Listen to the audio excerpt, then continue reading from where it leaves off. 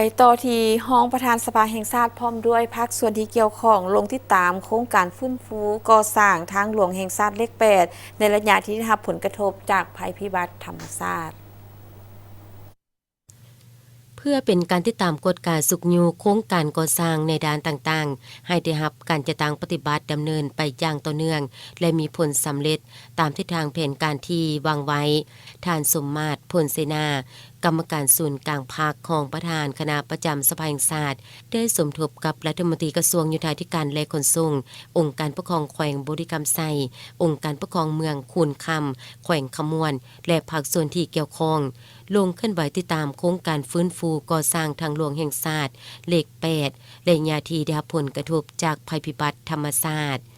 ก่อนอื่นท่านรองประธานสภาแห่งชาติพร้อมด้วยคณะได้เดินทางไปยังสนามบริเวณขอบเขตสถานที่ปรับปรุงก่อสร้างเส้นทางเลข8ซึ่งก็คือบรรดาจุดที่กำลังจะตั้งปฏิบัติเวียกงานในด้านต่างๆเพื่อฟังการรายงานสภาพรวมโดยย่อจากคณะผู้สอบเวียกงานที่เกี่ยวข้องเป็นต้นแม่นเวียกตัดดินเวียกโครงสร้างเส้นทางเวียกระบบป้องกันดินเจือนเบื้องภู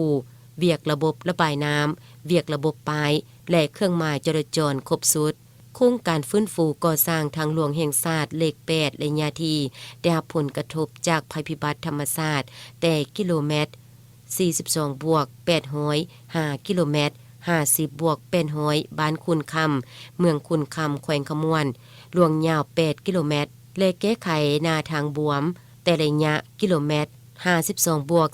325หลวงยาว125เมตร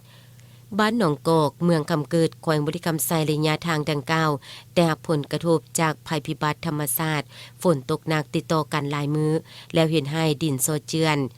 หน้าทางถูกตัดขาดระยะต้นเดือนสิงหาคม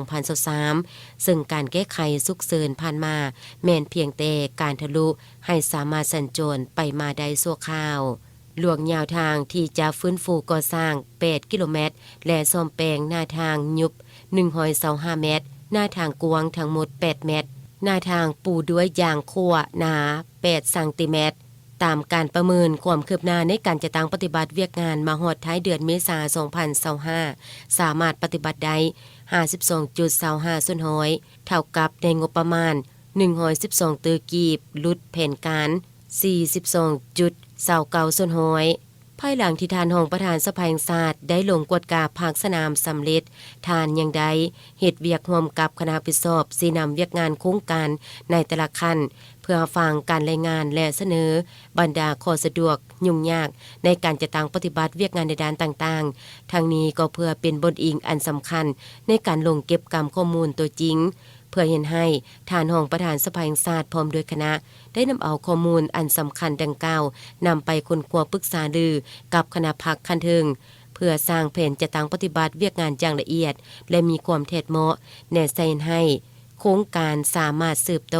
จะตั้งปฏิบัติจะมีผลสำเร็จตามทิศทางแผนการที่วางไว้